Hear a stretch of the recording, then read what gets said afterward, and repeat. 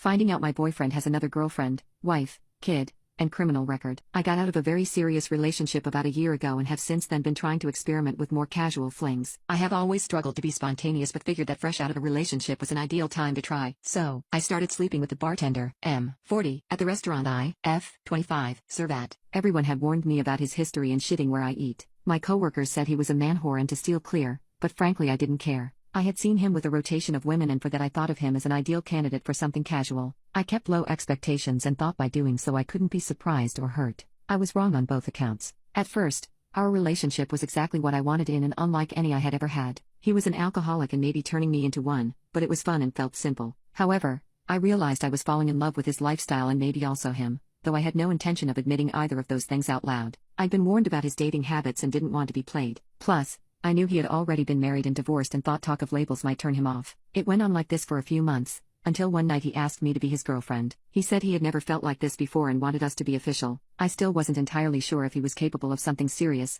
or even monogamous, but I was happy and definitely hooked. Until yesterday. Last night everyone from my restaurant went out to a local bar because they brought in a mechanical bull. About halfway through the night, I got on and started writing. I was 4 drinks deep and had the wind knocked out of me after a few seconds. I was lying in the padding, trying to catch my breath when I saw an extended hand and took it. It was attached to a woman I'd never seen before. At that moment, my boyfriend came out of the bathroom and saw us. He walked over and asked what the hell she was doing here. She asked him the same. She introduced herself to me as Maggie and I recognized the name, having seen it pop up once before on his phone. He had told me Maggie was a crazy ex-girlfriend that he had broken up with over a year ago, but still sporadically reached out. I didn't know what to say as we all stood there looking at each other, except to repeat the information he gave me. So, I said, "Oh, so you must be the ex-girlfriend?" To which Maggie responded, "Well, we fucked this morning, so you tell me what that makes me." By this point the bar was silent and my entire staff had front row seats to the standoff. To make matters worse, there is no dignified way to exit an inflated ring and both the bartender and his whatever had to help me out as if I were their child, the age gap here only helping that visual. When I was finally out,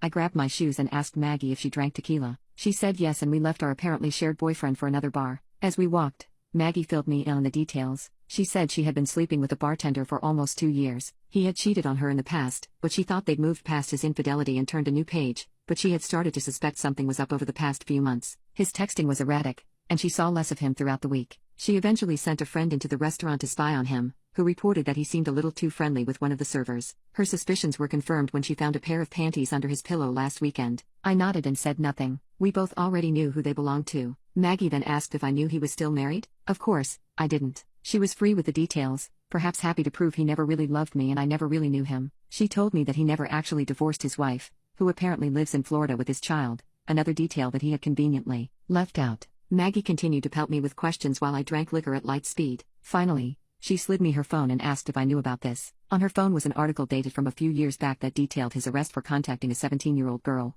lying about his age, and exchanging explicit photos with her. I went to the bathroom and threw up. When I came back out, Maggie was gone. She did have the decency to pay the tab, but I never got to ask her why she was angrier with me than the married intimacy offender she was intent on being with. I walked back to my house while he blew up my phone, demanding to know what happened and what Maggie said about him, but I ignored the messages. After I got home, I boxed up what little poop he had in my apartment and went to bed. I have to go back to work this week and have no idea what to do. I know all of my coworkers will be sympathetic, maybe even smug for having seen exactly what they predicted, but none of them know the truth about him and his other life, and I don't know if I should tell them, or do I wait and just warn other women, so they don't fall for a serial cheating intimacy offender like I did?